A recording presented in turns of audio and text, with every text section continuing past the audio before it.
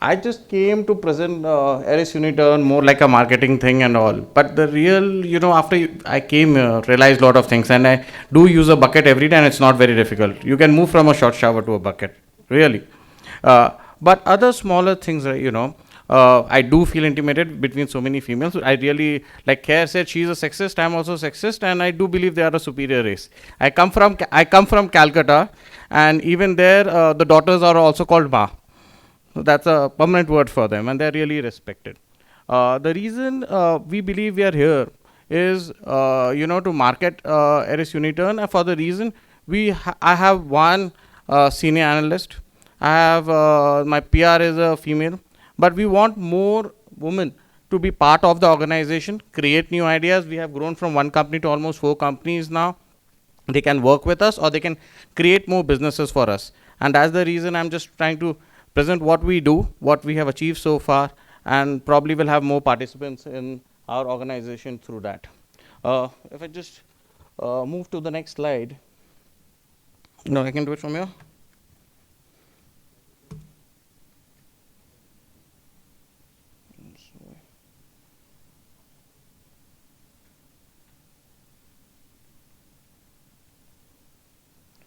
So, Eris Group is into 4 businesses. We are there's Eris Unitern, which is a strategic advisory company.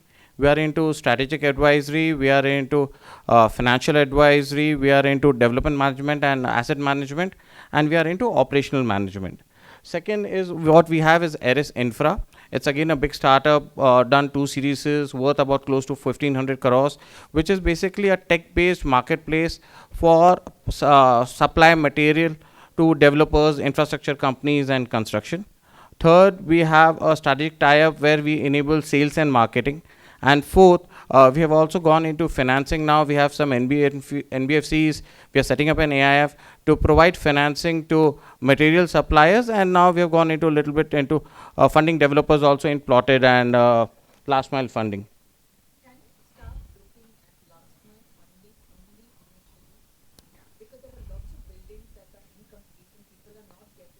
Yes, ma'am. So we have started that, but and what we feel, there are a lot of large, just digressing, but there are a lot of large funds who are looking at very large last mile fundings. But we believe there are a lot of smaller projects which are stuck for 5 crores, 10 crores, etc. And that is what we are focusing on now. Correct. Absolutely. Yeah, also we have other structured ways to do it. So we'll go to a case study similar to LICHFL. Yes, ma'am. So I'll speak to you separately, ma'am, on that. So this is where we are putting up what is the development life cycle of any project. And now within our 4 groups, what we have shown, we are kind of covering the entire life cycle.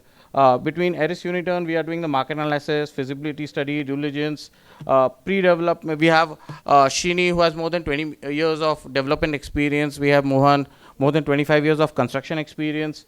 So we are covering both planning and acquisition, pre-development, development operations, and now even post-development. We did the entire asset management for Blackstone for all their RWA issues for their residential portfolio in Bangalore. In our advisory business, as I said before, we are doing strategic advisory where we are doing marketing analysis, feasibility studies, land acquisition, development management. We are doing for Invest Corp some of the stuck projects. What we have done, the last mile funding of the stuck projects, where today the customers or the investors are unhappy with the existing developer. We are stepping in, bringing some kind of a strategic funding, helping to complete it in a professional manner, avoid leakages, and ensure the customers who have spent their their life earned money, they get their houses back. In the operations, we are again helping some of the stuck developers into more professionalized cash flow managements. And again, as I said, we have started a bit of RE funding through our fintech platform, which is Giraffe, where we are providing money for plotted development and last mile funding. We are also coming up with an AIF fund. We are setting up 2 NBFCs, one within Giraffe for RE and non-RE, and again one within Eris, which is primarily aimed at for vendors and small suppliers, how to help them up with short-term fundings, etc. This is the team of Unitern. Shini, I think everyone knows, he has been in 20 years, ex-CEO of Ozone, ex-CEO of Vadwa, myself, Ritesh has joined us, ex-Edelweiss, and good experience on development companies.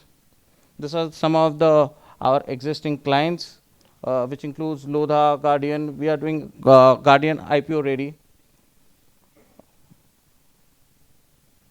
So one of the case studies, similar what Tama was talking about, this was one project, luxury project in Banerghatta Road. Project was almost completed, OC received, but 30-40 crores still to be spent. It had gone NPA with LIC HFL. It had gone into a bit of NGT issues. We came up with some kind of a structured funding of 30 crores. Got a bit of funding back to the LIC to show that we had a seriousness to pay.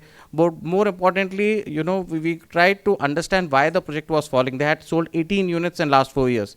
We realized the clubhouse was not completed, which is very critical for luxury project when people are coming to stay in. Because some units were sold, the maintenance was not very good. So we tried to use the money very judicially to revamp the entire project. The people who are living there should feel happy about it and talk positively about it. Relaunch the project. Today we can happily say that we sold close to 50 units, 18 plus 50 in last 1.5 years, including the COVID time, almost 50 crores in last 3 months. It is out of NPA, doing extremely well. So those are the things what we are focusing on. This is Aris Infra. This is a construction marketplace. Basically, it's an aggregation model where we are using tech to supply quality product at a better price with ease of supply to developers, construction companies, etc. They started the work in March 21 and had a CAGR of close to 25% month on month. It has a recorded annual sales of close to 800 crores and is one of the few profitable companies I can state. That's very important when we keep talking about the startups, with having done 2 series already. So what does it do again? It's a tech-enabled platform with a vision to cater to infrastructure needs of developer with a good quality and timely delivery at a right and competitive cost. What are we doing then? We are basically buying in bulk, paying it upfront. So we have economies of scale and we have cash discounts. What are we doing with that? We are passing that benefits to the developer. So some developer needs, let's say, 100 tons of steel a month, someone needs 500 tons, someone needs 50 tons.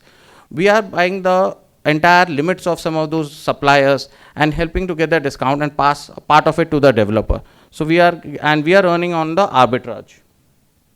Also, because of the tech efficiency, we are able to time better for the supply of it with the developer. That's again improving the efficiency. What do we supply? Kind of everything, mostly steel, cement, RMC, construction chemicals, etc., even lifts.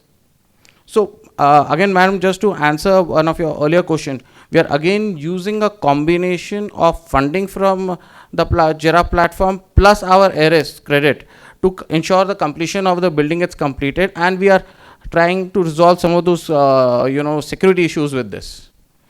Because here, when I'm supplying material at 90 days, because sometimes it's chicken and egg story, slab need to be completed for money, and this credit is really helping in that. So what are we providing again? Pricing advantage, credit period, quality material, and timely delivery. Some of the clients which we are supplying, the most important thing is the quality of the clients. So we have been doing quite well on that side. So most of them are Bombay boys from other than, in fact, Shini is also Bombay boy. All of them are Ghatkopar Gujaratis. Next thing what we have been able to do, we have a very strategic partner with Guardian out of Bombay.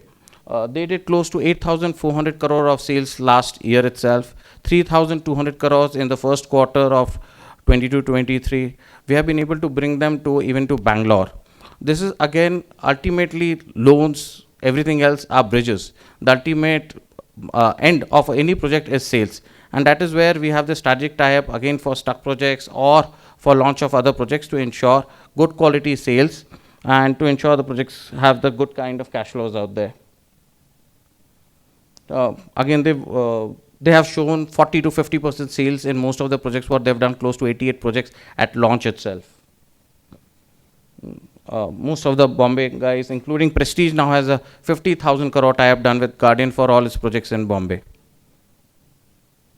So Uh, Again, just to repeat myself, the reason I'm again presenting it is we'll like to have more females as part of the organization, thought leaders, start new businesses with us.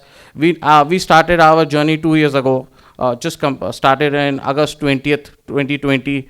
Resigned from Piramal in the middle of COVID. Got a lot of scolding from Khushru Jijina, but I did, and because I and Shrini decided on a cup of filter coffee that we want to start a new journey, and the journey so far has been good. We want more hands, we want more empowerment, and I seriously believe that more female participants will really help us to grow much faster. Thank you very much. Ma'am, right now we are doing in Bangalore and Bombay, little bit in Chennai, but yeah, we don't want to plan to go to Delhi at all. Chennai, yeah. Sure, ma'am. Chennai we are doing. Yes, Chennai we are doing a few things. Uh, it's a real estate is always a very very locational things. You go wrong mostly by doing that. We have Bangalore and Bombay. We have the ecosystem. We can manage everything. Still far. Would love to go there. I went there last year. Love the place. Would love to go there.